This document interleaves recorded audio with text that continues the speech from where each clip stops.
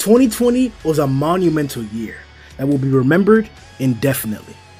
Though the year had many lows, this video will focus on the highs, the One Punch Man greatness.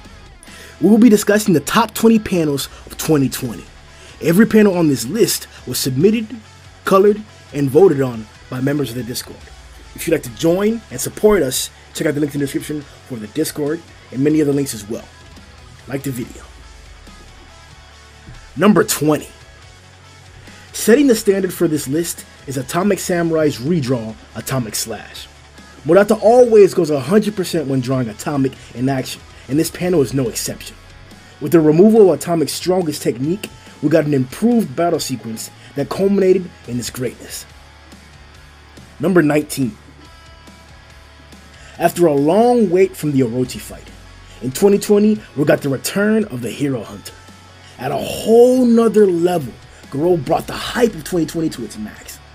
A loyal fan once said, Murata saves all the amazing art styles for Garou, and that sentiment hasn't been more true than in this panel. Number 18.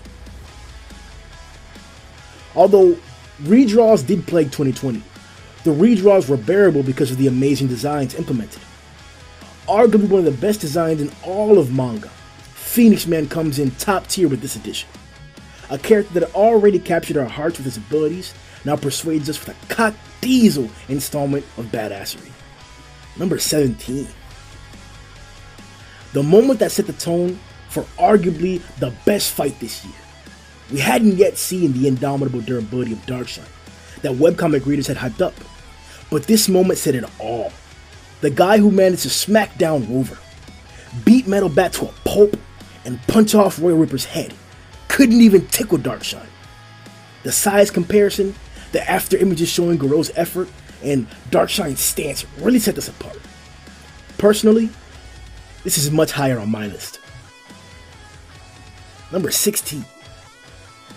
To fight Garou used to be a speed and skill challenge, but now it's clearly about his strength. Even going as far as to claim that if he beats Darkshine, his strength can't be questioned. Garou completely changed the fight with his design. Previous Garou looked puny compared to this edition. Number 15. The highlight of the Darkshine fight wasn't the shoulder tackle in the beginning, or even the double bazooka at the end. It was clearly the Super Alloy Bazooka clash. The impact depiction was bar none. We had no expectation of Garou meeting Darkshine's strongest attack with a punch of his own, and the resulting panel of this clash truly shows how devastating it was. Number 14. Earlier I mentioned that the best fight in 2020 was arguably the Garou fight. This here is the opposing argument. The strongest S-Class we've seen so far, cutting loose against one of the strongest threats all series. It makes this more hype because my boy Genos came through. The entrance of an above Dragon Genos was very welcome. This panel alone gives Genos enough credit to be more potent than most S-Class. Number 13. Darkshine's power was definitely assumed before this moment to be great, and watching him tank all of Garou's attacks was definitely a tone setter. But this shoulder tackle was Murata delivering on the years of hype. Garou got smashed. Number 12. This moment has a lot of emotional weight to it, not just because of the potential relationship between Genos and Tatsumaki in the future, but because we hadn't anticipated Tatsumaki needing assistance or being pushed to this extent. Bleeding, almost unconscious, and unable to defend herself, my boy came through. Number 11. This moment is comparable or greater than moments in the Boros fight. Sairochi letting loose a top 5 attack was breathtaking. The height, the angle, the background, the horizon, the sea, all spectacular. Number 10. If somebody wanted to summarize the entire Darkshine fight in one image, this would do. Rereading the fight in its entirety definitely paints the picture of a journey of growth and revealing the truth. Darkshine's intimidation is best described with this panel and the unique art style. Number 9. As majestic as it gets, seeing these three combatants positioned from below was an amazing angle. The dragon formation that Gino's cannon made, in contrast to Sorochi's charging beam, could only be complemented by the amazing background. From the swirl in the clouds, the rivers winding up to the mountains, and a centerpiece fight. This panel was nothing but a plus. Number 8. This is personally my favorite panel in the Tatsumaki fight.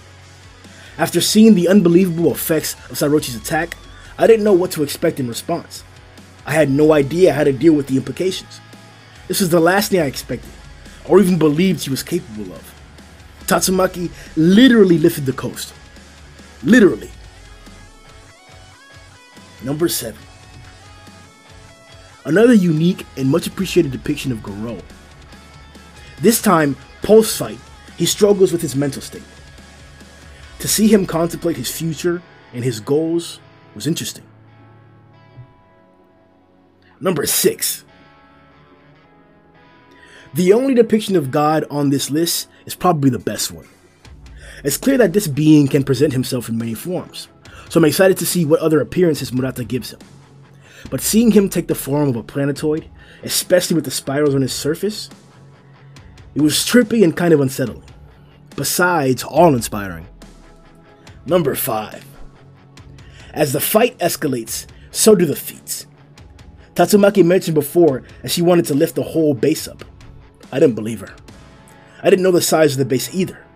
And in one panel, Murata managed to shatter all expectations. It is literally absurd that Tatsumaki lifted the entirety of the Monster Association. Number 4. Garou's breaking point. From being bullied by Tachan to thrashing all these heroes who represent the pains of his childhood. This panel is the culmination of Garou's monster journey, and his monstrification is nearly complete. Number 3.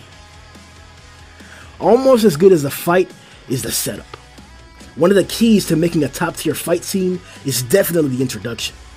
Not only are the reputations of these two fighters incredible, this panel does nothing but increase the hype and anticipation. Emulating the JoJo walk from a different angle has always been and will continue to be an example of greatness. Number 2. Murata truly outdid himself with the Tatsumaki fight. So many amazing angles and backgrounds.